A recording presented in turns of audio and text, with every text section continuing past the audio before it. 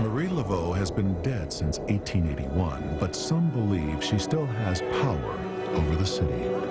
What she did in the 1800s is the stuff of legends, even though there's little factual proof of her magical powers or records of her life. Many documents have disappeared.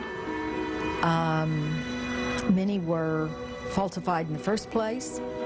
There's just layer after layer after layer of folklore, lies, mythology, wild stories.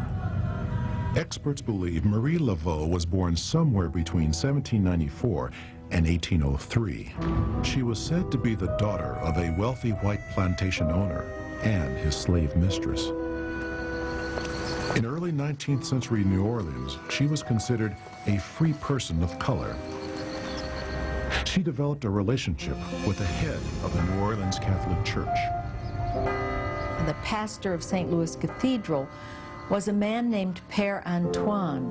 He works with the prisoners, the lowest of the low. He works to free slaves. And his chief companion in this work was Marie LaVeau. Like many people in New Orleans, Marie LaVeau was both Catholic and a voodoo believer.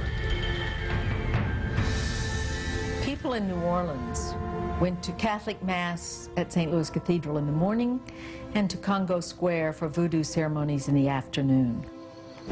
Congo Square was voodoo central in New Orleans, where free people of color and slaves gathered for voodoo ceremonies on Sundays.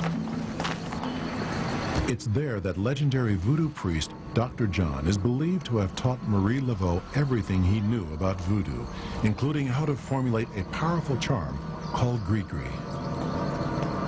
Gris-gris bags were filled with anything from starch, dried beans, metal filings, or animal skin.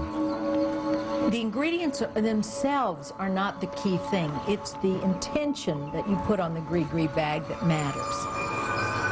The person who made gris-gris appealed to voodoo spirits to give it special powers.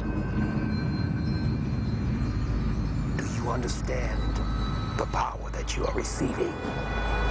Gris-gris is no different than wearing a cross or a St. Christopher medal or carrying a lucky rabbit's foot.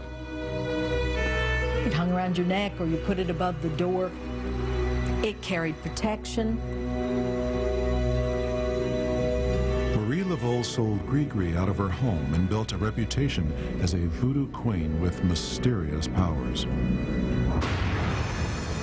Some believed her voodoo power was backed up by power of intimidation.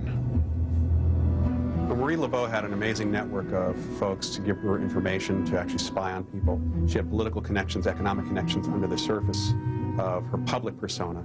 Marie's political power and relationship with Catholic pastor Père Antoine allowed her to do something that would be blasphemous in any other church.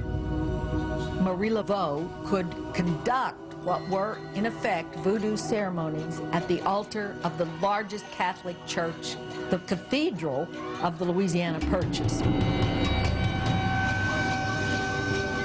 In the 1830s, one incident is alleged to have convinced all of New Orleans of Marie LaVeau's voodoo powers.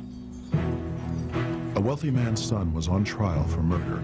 His lawyers told him his son's case was hopeless, so he turned to Marie LaVeau. In desperation, the father offered Marie LaVeau a house if she could use voodoo to free his son. To accomplish this feat, she spent weeks praying at St. Louis Church, undergoing a form of self-torture for the cause. She placed 3 excruciatingly hot guinea peppers in her mouth and held them there for hours. Guinea is a name for Africa in many voodoo circles. The spirits, like the spirits of voodoo, always take pity on great suffering. And so when she offered to suffer on behalf of her intention, they heard her. On the morning of the trial, Marie LaVeau snuck into court. She put the peppers that had been in her mouth under the judge's chair. Some believe the spiritual energy of the voodoo-infused peppers caused the judge to set the man free. Legend has it the freedman's father rewarded Marie LaVeau with a house on St. Anne Street.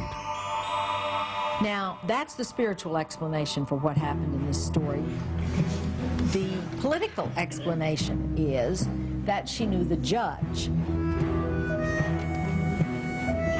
Regardless of how she freed the man, most of New Orleans now believed Marie LaVeau could use voodoo to sway the city's justice system.